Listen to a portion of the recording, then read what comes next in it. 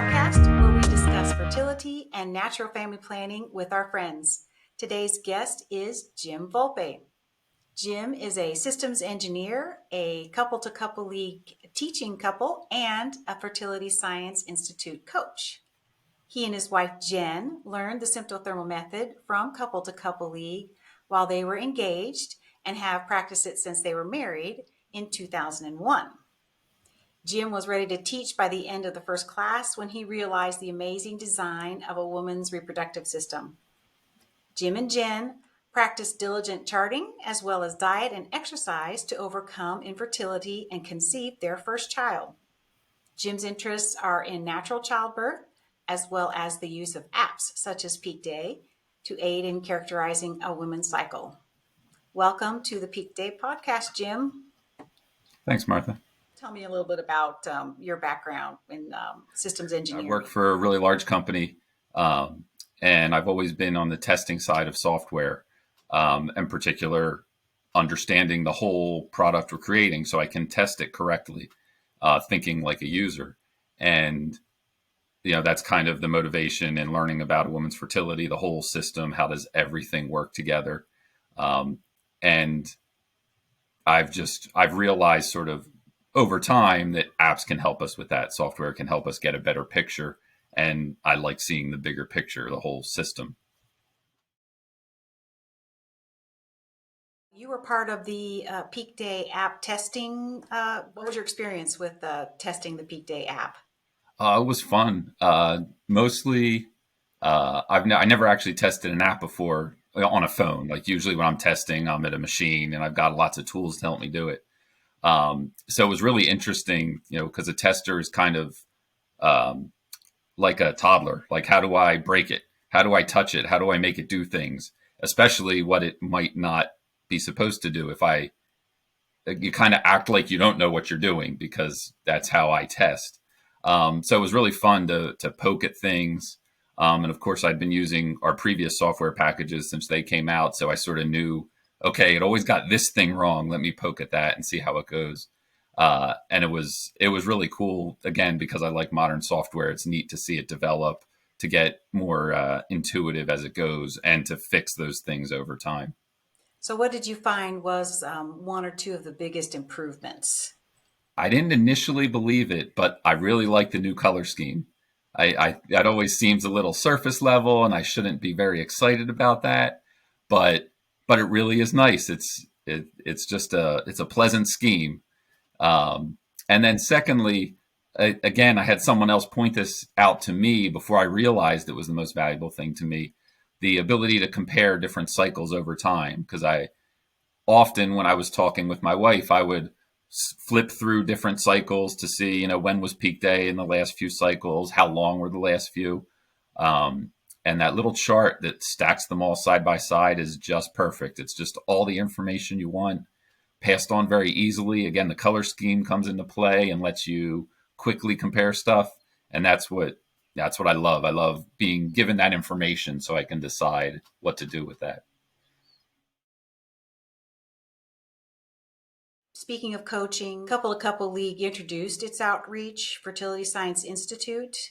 What has that meant to you as a coach, having that? So as a coach, I have a blast doing it. It's almost like stealing. It's so much fun, because very often people are already informed. They have a couple precise questions.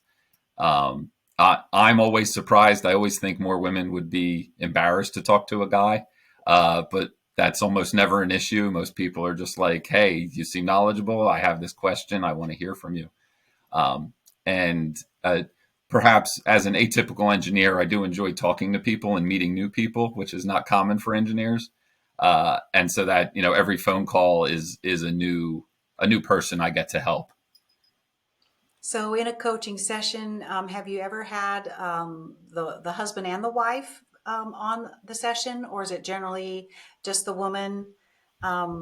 What's your experience with men and coaching? It's generally been just the women. There's, a noticeable amount of times, but not a large amount of times. The husband will coach in too.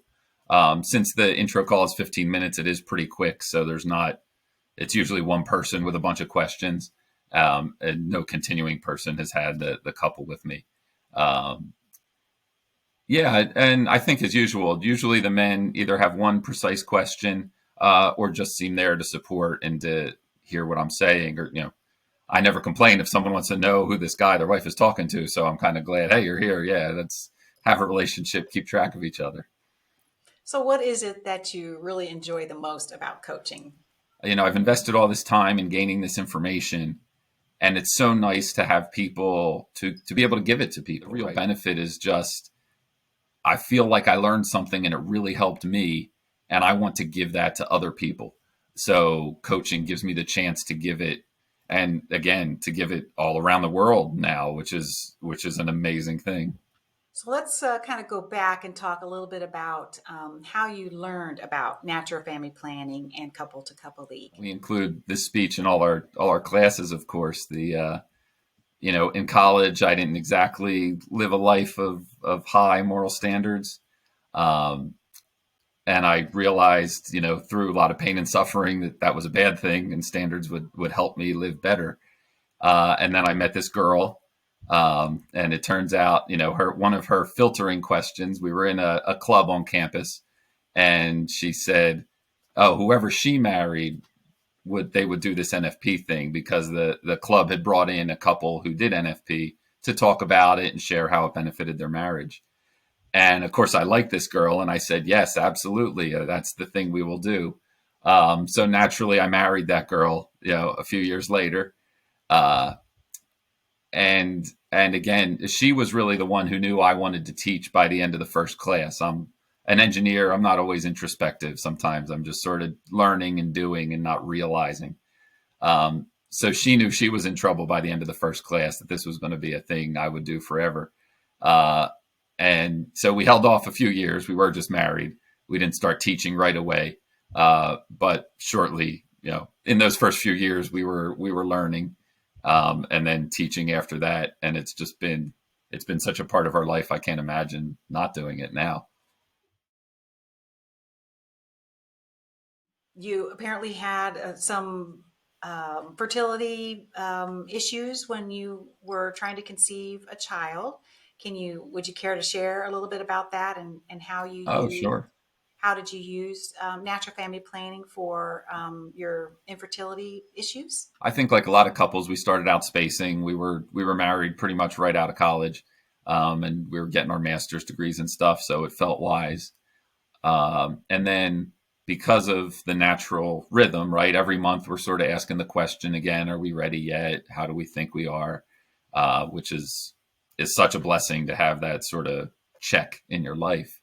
Um, so that so we sort of we set our timeline far away and gradually brought it in and in, and eventually, okay, we started trying. So the first thing it did was it helped us to try sooner, um, when we were younger, and we obviously had been tracking cycles for a while and knew Gen cycles were strange and long and not really strong thermal shifts. Of course, we could use the method correctly, but those were the symptoms we saw. So we found a doctor, actually Dr. Rupersberger, who's on the board. Um, he's from our area, and he helped us. He wasn't a genius fertility guy, but he knew our charts and could help us come up with ideas. And generally came around to a conclusion it was probably polycystic ovary syndrome. Um, and after that, we just sort of used Marilyn Shannon's book, The Fertility Cycles and Nutrition, and just sort of the diet and exercise, all the good stuff you always say you should do. And then uh, the coolest part for me, the cycle we actually conceived was a breakthrough bleeding cycle. So specifically because we knew what was going on, we knew it was a highly fertile time when other couples might not have known that if they weren't tracking anything because it was a bleeding episode. Uh, and that's definitely in the NFP nerd category, but I love that story because it really, like, targeting as much as we could target is what we did with the method. So, from a male perspective, how has natural family planning impacted your marriage? So I always use this story in class too. I call it the ice cream. At some point I realized I was an adult, like I could go out and buy ice cream anytime I wanted. I had a car. There's always a store open selling ice cream somewhere. Um, so natural family planning, of course, it provides that check, that reason to be mature when you can always let yourself off the hook. Because when you're an adult, you can let yourself off the hook. That's like a power you can use. Um, and so I mean, that's been huge over time. I was never big on self control. So, of course, you need more self control when you're doing NFP. Um, and I've learned over time, you need it for everything, right? You need it to be a good dad, to be a good husband, to be a good engineer. You need to calm yourself down, pay attention when you need to pay attention, think deeply when you need to think deeply. Um, and all that's been a part of learning. Yeah, it kind of in the same way I usually bring up an example too of I'm a green belt in karate, and being a karate skills, you don't use them every day. It's not like you use them at the grocery store, but the discipline of self control and understanding how you work and what you are, that you use every day, and NFP teaches you the same thing. When you're teaching a group of couples, how do you coach the men to get involved in the process? I mean, usually I still thank them for being there, although that used to be a problem a little earlier on. But really, it's almost always couples together, which is great because that's part of why I love the couple to couple league. And I usually lean into my engineering and say, every guy can take a thermometer and record a temperature and ask at the end of the day. Um, and that's my discipline. That's what we do. Jen makes the observations, but I always did all the recording, whether it was paper charts or an app or whatever it was at the time. Um, and of course, the analysis that you're involved in that decision. And I bring that. It's harder to do when you're teaching 10 couples remotely. When we're teaching a couple personally, I always make both the man and the woman try to answer any question, and it's just the best when they say different answers because I love that little exchange happens when they say the same answer. It's not as interesting. You don't know if they're learning. Um, so those are all tricks I use to pull the men in. So you've been teaching about 20 years. Have you seen a difference in the couples that you have taught, or is there something that's pretty much universal from 20 years ago to now? I love this question. I was just talking about this with Jen. Of course, I'm teaching more couples at a time now and remotely, which is a difference from early on. But I feel like initially, like even when we learned, we had to drive for like 45 minutes and it was only a couple couples and it was in this hot, sweaty room and there was the projector with the light bulb. So it was even hotter and sweatier. And so it took like all this drive to get there, which feels good. It felt like, oh yeah, I was motivated. But there were just less people. And sometimes the people in the class didn't really want to be there. That didn't happen a lot, but you never wanted that. And over time, especially, I lose track of the generations. The youngest people I'm teaching now who are getting married, they're just very, I want to say open. I'm not sure if that's the right word, but they just seem interested and curious. And there's not sort of, when I was a kid, there was sort of animosity against like the rhythm method and it was spoken in disparaging terms. And now, I mean, it's a little bit like they don't know anything, but it also means they're curious about everything. And I love curiosity. I will always get in trouble with being curious. But I love people that are just willing to say, hey, I don't understand this, even if the question they ask is horribly offensive or something. I love that we're just freely communicating on the subject. And that's what I find most in our students today. What would you tell an engaged young man that might be reluctant to take a natural family planning class? If you love someone, you're already learning her favorite movie and her favorite book and, which flavor of coffee to get. And I don't do coffee, but my wife does the fancy thing at Starbucks and I get it wrong every third time. So I make sure I know what. And that this is another thing. This is another important thing to learn about someone. And, especially if she's asking you if it's important to her, you should learn about it because it's important to her. That doesn't necessarily, it has to mean it's important to you, but because of that relationship, it becomes important. Um, and otherwise, yeah, it's just what will help you to love better. And that's kind of the point. If you're getting married, that's hopefully your goal is to love better every day. So, do you have any recommendations for husbands when their wife is in a transition phase like postpartum or perimenopause? Oh, that's tough. I mean, the first is it's always hard. Even after all these years of being married and practicing NFP, um, it's still a challenge. You want to be together. That's the benefit. That's the fun. But finding those other ways to connect.